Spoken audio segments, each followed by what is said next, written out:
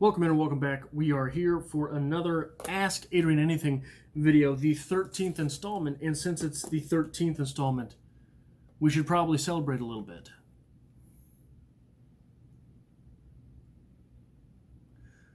That's enough. It's time to get to work. The 13th question in the Ask Adrian Anything series comes to us from Brett on Twitter. Brett asks, and hey, as always, if you have a question for Ask Adrian Anything, be sure to either leave it in the comments below, or you can find me on Twitter at Adrian Anyway or at Stripped Cover. You can also find me on Instagram at _Adrian_Fort_ or Stripped Cover Lit. And you can leave me questions in any of these places. As always, I'm looking to continue the Ask Adrian Anything series until the day there's no Adrian left to ask anything. But Brett asks, are there any lines of poetry you think about often? No, not really.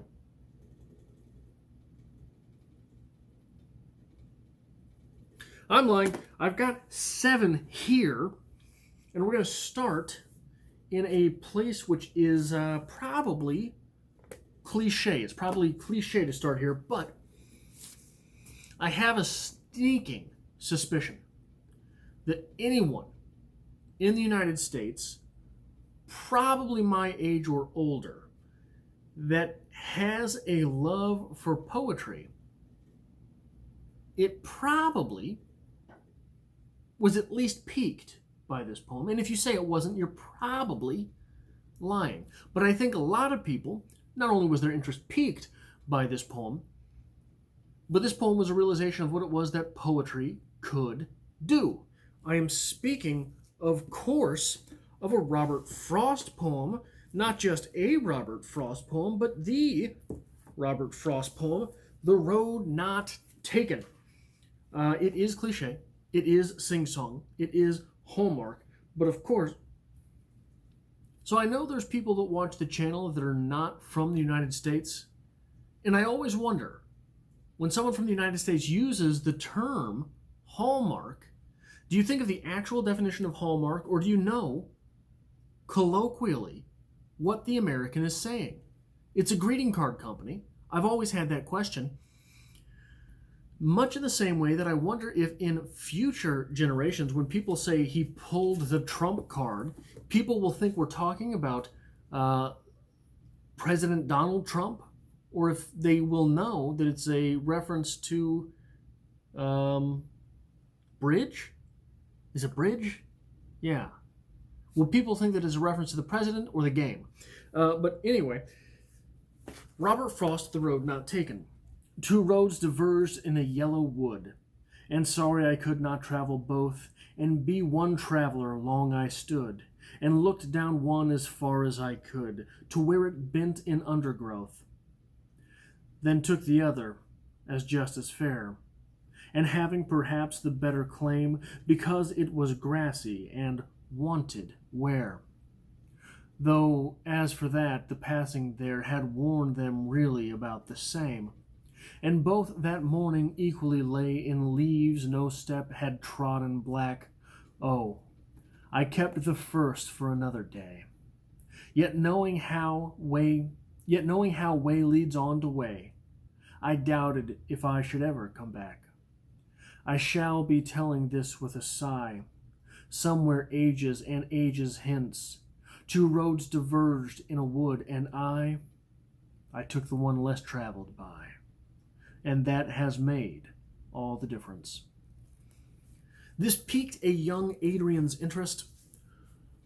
I believe I was in the 7th grade when I was introduced to this poem in its whole. And it was introduced to me by way of a teacher who was actually presenting it to my girlfriend at the time. She was the one, apparently, who was taking another way. I'm the weirdo. Don't you know? That poem should have been for me.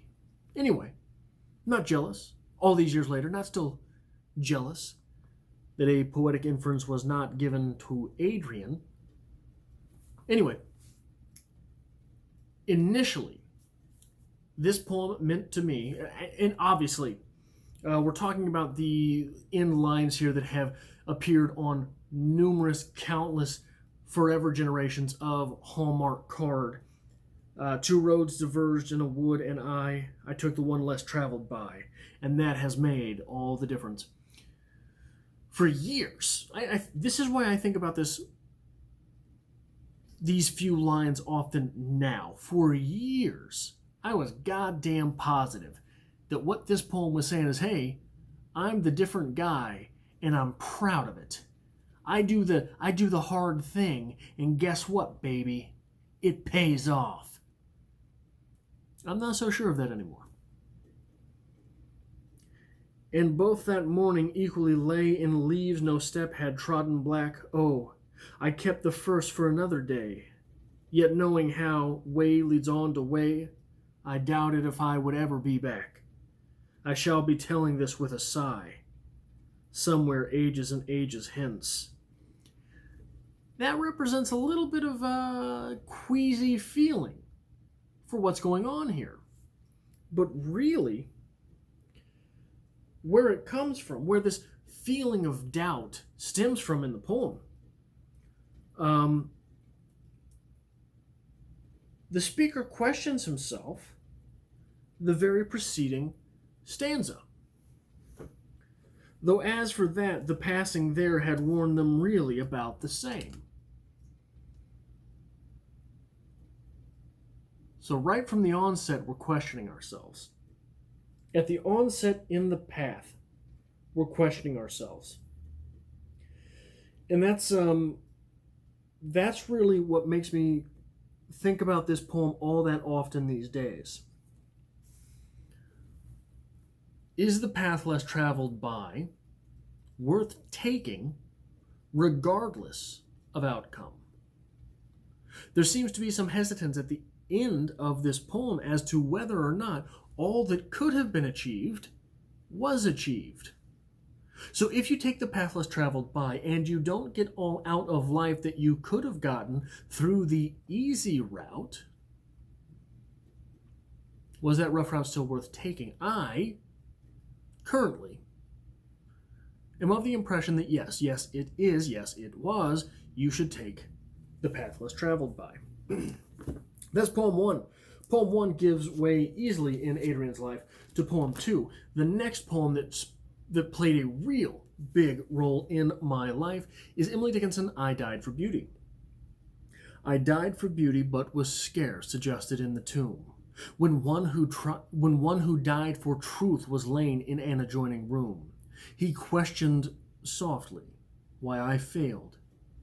For beauty, I replied, and I for truth. The two are one, we brethren are, he said. And so as kinsmen met a night, we talked between the rooms, until the moss had reached our lips and covered up our names. I have thought about this poem since the first time I read it my sophomore year in high school. It hit me, it God smacked me right there in the middle of the classroom, and set me aback. And it is with this poem that I often cast different things between truth and beauty. And I cannot say that there is a specific line or couplet or stanza in that poem that often takes me aback. It is the entire poem. It is a poem which is seminal in my life. It is a poem that I often return to in order to center myself. When things are going too bad, or maybe too good, who knows? When things are going too bad, I will often recite that poem to myself as a means of reminding myself I'm a human. I think that this argument is an argument, the argument that the poem presents is an argument that is human, all too human.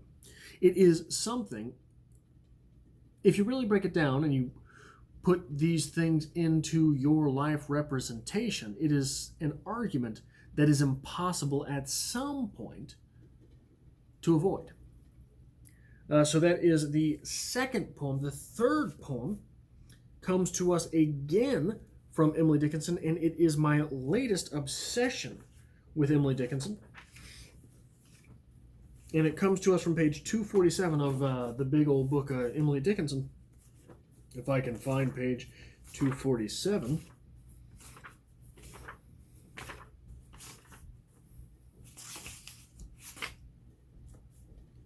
I'm seated. I've stopped being theirs. The name they dropped upon my face with water in a country church is finished using now.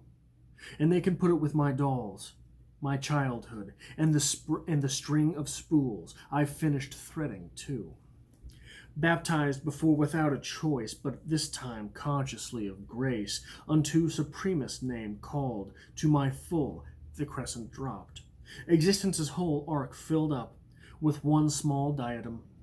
My second rank, too small the first, crowned, crowing on my father's breast, a half unconscious queen, but this time adequate, erect, with will to choose or to reject. And I choose just a crown. I have a feeling that there are a whole lot of lines from this poem that will eventually sort of trickle into my consciousness from time to time, but right now, I'm seated. I've stopped being theirs. In a very stoic sense for me, the way that I use those lines is any time I find myself getting angry. And remember, you wouldn't like me when I'm angry. Whenever I find myself getting angry at something, I use those words. I'm seated. I've stopped being theirs. No one can make you angry. You're doing it to yourself. And if you're making that poor decision to be angry, stop letting those other people have the power over you that they're currently having over you. I'm seated. I've stopped being theirs. It's a great poem. It's a great poem through and through. And one that I'm going to be returning to often, I think. I want to get to that last, and I choose just a crown. I want to have an actual interpretation of what I think this poem means at that point. The fourth poem is an oldie but a goodie, and also comes to us from Emily Dickinson. So there are 7 poems, because I figured we've got 13, we might as well have 7. We're 8, Ask It or Anything 13, we might as well have 7 poems. This is the final Emily Dickinson poem, I promise. But there are 7 poems total. Comes to us from page 133, and it's going to be very familiar to anyone who is actually all that delved into Emily Dickinson. I'm nobody. Who are you? Are you nobody too? Then there's a pair of us. Don't tell they'd advertise, you know. How dreary to be somebody. How public, like a frog. To tell one's name the livelong June to an admiring bog.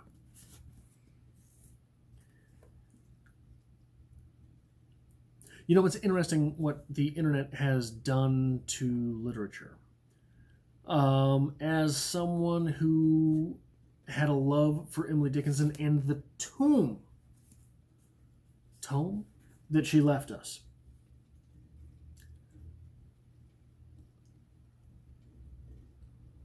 pre-internet days, because I am that old, when you were picking up a poet's entire collection for the first time, it was like walking through the woods in the dark. There was no path, not that you could tell. Hell, there might be, but how would you know about it? And leafing through Emily Dickinson at the rate I did during the times I did, I stumbled onto a great deal of the poems that are eventually represented time and time again as the best. So one of the interesting things that the internet has done to literature is it has removed the authority of gatekeepers. These Emily Dickinson poems that I eventually stumbled across were Emily Dickinson poems that would find their way into other collections of poetry. I'm Nobody, Who Are You? I Died for Beauty. There's probably 10 to 12 Emily Dickinson poems that really find their way around like that. Because I could not die, because I could not stop for death, he kindly stopped for me. There's a certain slant of light. If you were coming in the fall, there's probably a baker's dozen of them. And you really sort of stumble your way into them if you are picking up the big old book of Emily Dickinson and beginning. Because there's a lot of them that without a palette for Emily Dickinson are non-starters. We're going to... Okay, so I'm Nobody, Who Are You is poem 288. It's on page 133. On the kissing page, 132, poem 287, a clock stopped, not the mantles. Geneva's farthest skill can't put the puppet bowing that just now dangled still, and all came on a trinket, the figures hunched with pain. Then quivered out of decimals into degreeless noon. What in the blue hell is going on here? There are a lot of non-starters in this collection if you are not finely tuned to Emily Dickinson's, I don't want to say cadence, I don't want to say diction, voice. Maybe more than just voice.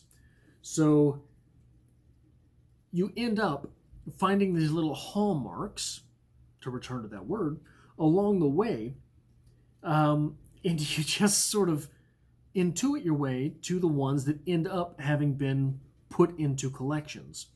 And from there, so you'll return to I'm Nobody, Who Are You? And you'll come back to it, and you'll come back to it, and you'll come back to it, and you'll wrestle with it a little bit. And boy, tonight I just don't have it. I don't know what... that after horror, that was us. Huh, that's a funny line. And you just sort of matriculate along the collection of Emily Dickinson. But I'm Nobody, Who Are You? Is a poem that has stuck with me for so long. Because the imagination there. Me? Well, I'm nobody. Who are you? Are you nobody too? Then there's a pair of us, don't tell. They'd advertise, you know. Where the hell do you come up with that? And it's so brilliant. I mean, it sounds like somebody taking a couple dubs, right? But God, just the imagination behind not only saying, I'm nobody. Who are you? Are you nobody too? Because then there's a pair of us. Is it possible to be nobodies together? Or do we have to be nobodies apart? You know, it's just the engine revving. When the engine revs with Emily Dickinson is like no poet I've ever read. Next, we're going to Bukowski. Surprise. This coming to us from The Pleasures of the Damned. And it's a poem that from what I understand, is picking up a little bit of steam on the YouTube machine, and that just warms my heart. It comes to us from page 545, and it is, of course, if you are familiar with my work on strip coverlet, Bluebird. Bluebird. There's a bluebird in my heart that wants to get out, but I'm too tough for him. I say, stay in there.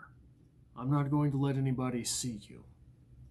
There's a bluebird in my heart that wants to get out, but I pour whiskey on him and inhale cigarette smoke.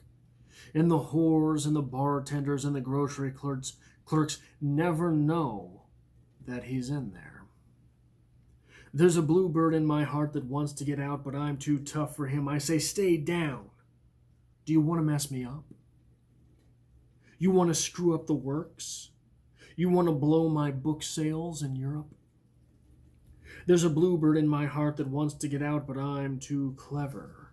I only let him out at night sometimes. When everybody's asleep, I say, I know you're in there, so don't be sad. Then I put him back. But he's singing a little in there. I haven't quite let him die. And we sleep together like that, with our secret pact. And it's nice enough to make a man weep. But I don't weep. Do you? There's a bluebird in my heart that wants to get out, but I'm too tough for him. That is a poem that I come back to time and again. But I pour whiskey on him and inhale cigarette smoke. There is a meta type of brilliance about that poem. It is a wink and a nod to the reader that says, yeah, I really am an asshole. But you're here because I know I'm an asshole. But you're here knowing that I'm an asshole because I'm not really an asshole. But I am, And I think that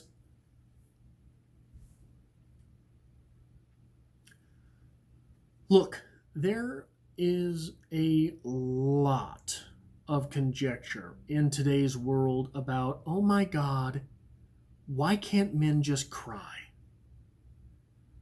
Why can't men laugh? Why can't men show emotions? If you're asking that question, I think the appropriate response is, we do. Why don't you notice any of them? Why aren't you around when they happen? And why can't men cry? Well, maybe we don't fucking want to. Maybe we don't fucking need to. That doesn't mean the emotion isn't there. It just means that the outward signs aren't present. And for me, that poem speaks as much to the faction of people who want to make assumptions about someone's insides based on their outsides, as it does the people who know and understand those insides. Just because someone can't figure you out, don't let them convince you you're the bad guy. Something I struggle with from time to time. And Bukowski, if anyone's going to help you through that, it's the Bookmaster. So moving on from that, I want to go to William Shakespeare, because if you're going to go anywhere from Bukowski, it goddamn well better be Shakespeare. Page 11 of the, where is this? This is Borders. That's how old I am. The Borders collection of William Shakespeare. Sonnet 17. Who will believe my verse in time to come, if it were filled with your most high deserts? Though yet heaven knows it is but as a tomb, which hides your life and shows not half your parts.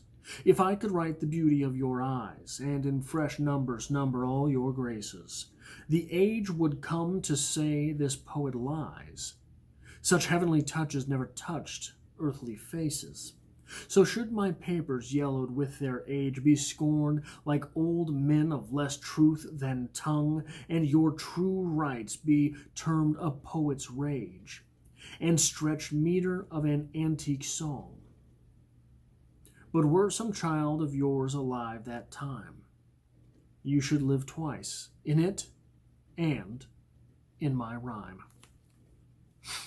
The lines, if I could write the beauty of your eyes, and in that number all your graces, the age would come to say this poet lies. Such heavenly touches never touched earthly faces.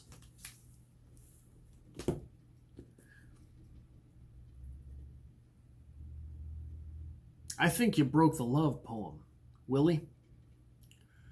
Old Billy Wigglestick. I don't think that there is a... I won't say better, because I'm not the judge for that. I don't think there is a more highly sounding few lines to describe anyone's looks in literature. Maybe I'm wrong. I haven't read everything. Surely someone will tell me I'm wrong. Surely someone has some example from somewhere of something that is just gorgeous beyond all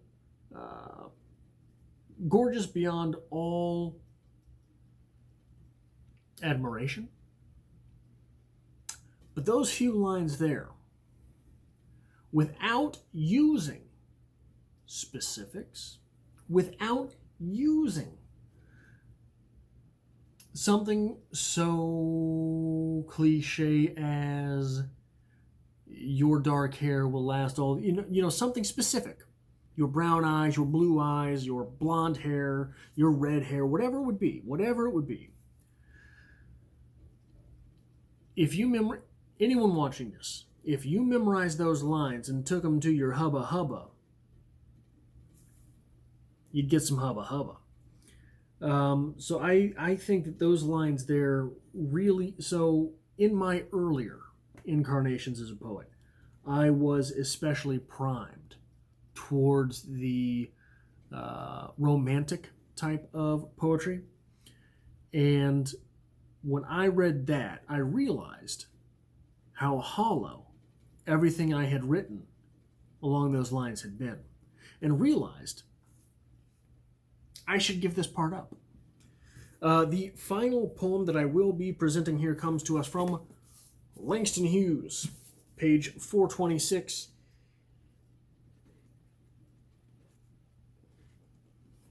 It is the poem Way Too Far. Harlem. What happens to a dream deferred? Does it dry up like a raisin in the sun, or fester like a sore and then run?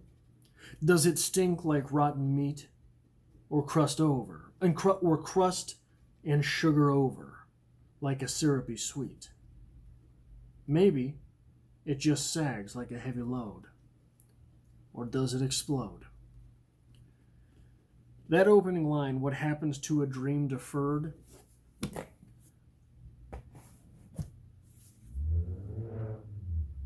That is one hell of an opening statement. What happens to a dream deferred? What do you mean by dream? Why was it deferred? From whence comes the question, what happens to it? And so that's the line that sticks with me. But what is so impressive about the poem, not only does Langston Hughes have the balls to go ahead and explore the idea, but the wit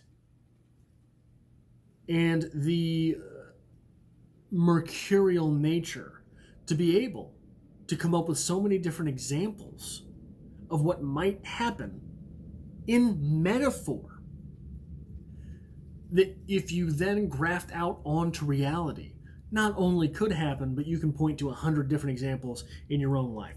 But that is it for Ask Adrian Anything, episode 13. If you have an idea or a question for episode 14 of the series, be sure to leave it down below or find me on social media and shout out at me there.